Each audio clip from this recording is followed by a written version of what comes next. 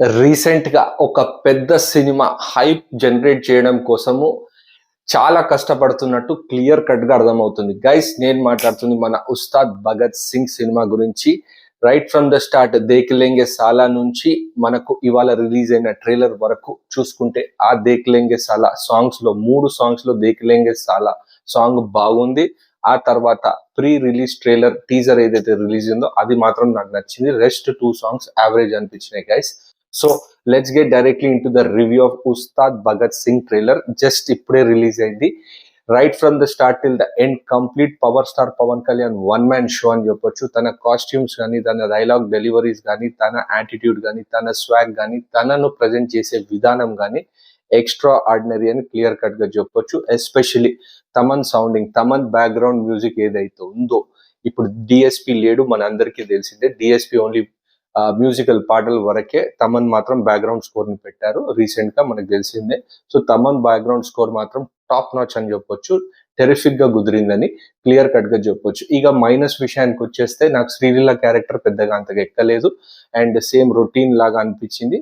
వేచి చూద్దాము, I might be wrong, theatre లో చూద్దాము ఎలా ఉంటది అనేది. అండ్ డైలాగ్స్ మన రాశి ఖన్నా గారు కూడా ఉన్నారు, తను బాగా ఫ్రెష్ గా కనబడ్డారు. పవర్ స్టార్ పవన్ కళ్యాణ్ తోని పేరు చాలా మంచిగా కనబడుతుందని మనకు ఒక క్లియర్ ఇండికేషన్ అయితే జరిగింది. So main highlights of the trailer అని చెప్తే, same as usual power star Pawan Kalyan, Harish Shankar one liners. At the same time Harish Shankar present చేసే విధానం పవర్ స్టార్ పవన్ కళ్యాణ్, మన అందరికీ తెలిసిందే పెద్ద power star Pawan Kalyan fan. So present చేసే విధానంలో మాత్రం సక్సెస్ అయ్యాడని క్లియర్ కట్ గా చెప్పొచ్చు.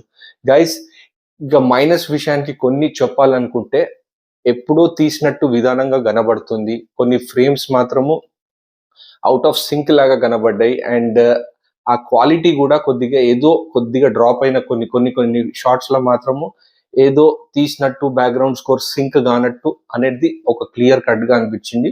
వేచి చూడాలి గైస్. సో ఫార్ రిలీజ్ అయిన సాంగ్స్ లో మాత్రం దేఖ్లెంగే సాలా, at the same time trailer కూడా బాగుంది.